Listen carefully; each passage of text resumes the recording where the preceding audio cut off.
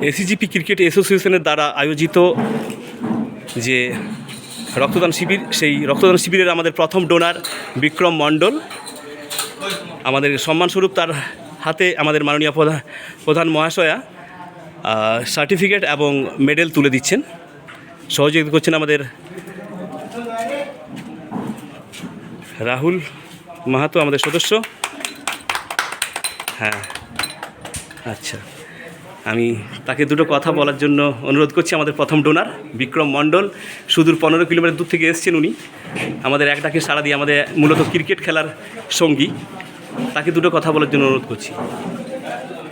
এসএজিপি cricket অ্যাসোসিয়েশনের যে উদ্যোগ রক্তদান শিবির, তাতে আমাদের আরশাদদা আমাদেরকে ডেকেছিলেন এবং ওনার ডাকে আমরা সাড়া দিয়েছি।